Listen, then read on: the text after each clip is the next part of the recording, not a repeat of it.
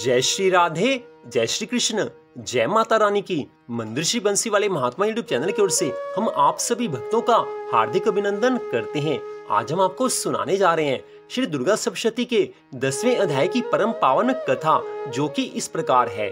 बोल माता रानी की जय। 10वां अध्याय। ऋषि कहने लगे हैं, अपने प्राण प्रिय भाई निशुंभ की मृत्यु देखकर, इस प्रकार सेना को भी मरता देखकर कुपित होकर शुंभ कहने लगा है, अरे दुष्ट दुर्गे, तू बल के घमंड से गर्व मत कर। अरे अभिमानिनी, तू तो अन्य स्त्रियों के बल के सहारे लड़ रही है। देवी माँ कहने लगी हैं, अरे दुष्ट, मैं अकेली हूँ, संसार भर में मेरे समान दूसरी है ही कौन। ये तो मेरी विभूतियां हैं, मुझ में ही प्रवेश कर रही हैं। इतना कहते ही ब्रह्मानी आदि सभी शक्तियां उन देवी माँ के शरीर में समा गई हैं। अकेली अंबिका माँ रह गई हैं। देवी कहने लगी हैं, मैं अपनी ऐश्वर्य शक्ति संपन्न अनेकों विभूतियों के रूपों में यहाँ पहले विद्यमान थी, अब मैंने सभी रूप समेट लिए हैं। अब तो अकेली मैं युद्ध में खड़ी हूँ, तू भी स्थिर हो जा। ऋषि कहने लगे हैं, तब सभी देवता तथा दानवों के देखते देखते देवी और शुंभ इन दोनों में युद्ध छिड़ गया। तीखे बाणों की वर्षा तथा भयंकर अस्त्र शस्त्रों से उन दोनों का युद्ध सभी लोगों के लिए भयंकर प्रतीत होने लगा है। जितने भी माँ अंबिका दिव्य से दिव्य अस्त्र छोड़ती जाती, दानव उन्हें निवारण अस्त्रों द्वारा तोड़ता जाता।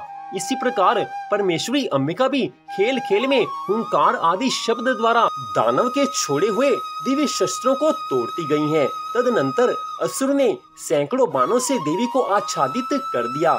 तब देवी माँ ने भी कुपित होकर बाणों द्वारा उसका धनुष काट डाला। धनुष के टूट जाने पर दैत्यराज ने हाथ में शक्ति उठा ली है।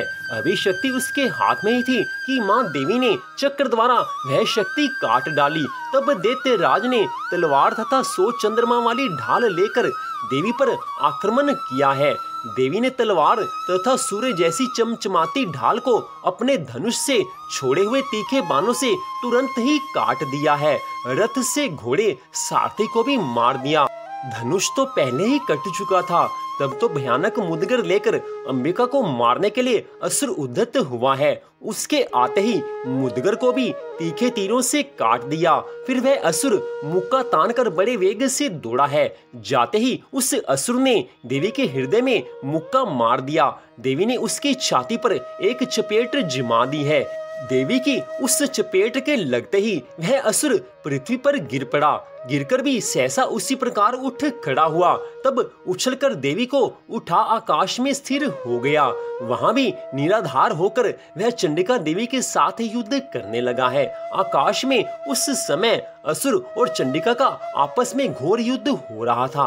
वह युद्ध पहले पहल सिद्ध मुनियों का विस्मय कारक था। अब अंबिका ने उसके साथ देर तक युद्ध करते करते असुर को उठा लिया है और उसे पृथ्वी पर पटक दिया। देवी द्वारा पटका हुआ वह पृथ्वी पर आकर फिर से खड़ा हुआ है। मुक्का तान कर वह दुष्ट देवी को मारने की इच्छा से बड़े वेग से दौड़ा है। तब उस असुर राज को आता देखकर देवी ने उसकी छाती में त्रिशूल भोंक दिया और पृथ्वी पर गिरा दिया। देवी के शूल से शत विक्षत होकर पृथ्वी पर पड़ते ही उसके प्राण निकल गए। उसका गिरना भी समुद्र, द्वीप एवं पर्वतों के साथ सारी पृथ्वी को हिला देने वाला था। उस दुरात्मा के मरते ही सारा जगत स्वस्थ और प्रसन्न हुआ है। आकाश भी बहुत साफ दिखाई देने लगा है। पहले जो उपद्रवी मेघ उठ रहे थे तथा उल्कापात हो रहे थे, वे सभी आज शांत हुए हैं। दैत्य के मारे जाने पर नदियां भी अपने अपने मार्ग पर चलने लगी हैं।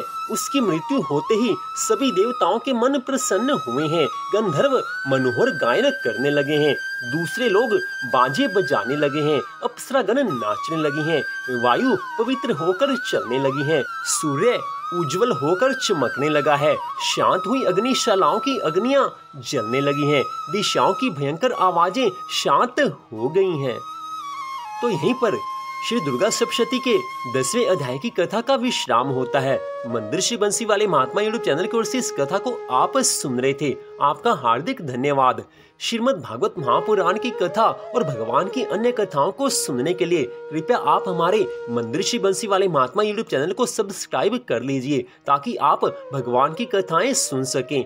तो आज की इस कथा को सुनने के लिए आप सबका हार्दिक धन्यवाद। भगवान श्री राधा कृष्ण जी की, माता रानी की कृपा सदा आप सब पर, आपके परिवार पर बनी रहे, इसी मंगल कामना के साथ जय श्री राधा रानी सरकार की, जय श्री कृष्ण भगवान की, जय माता रानी की।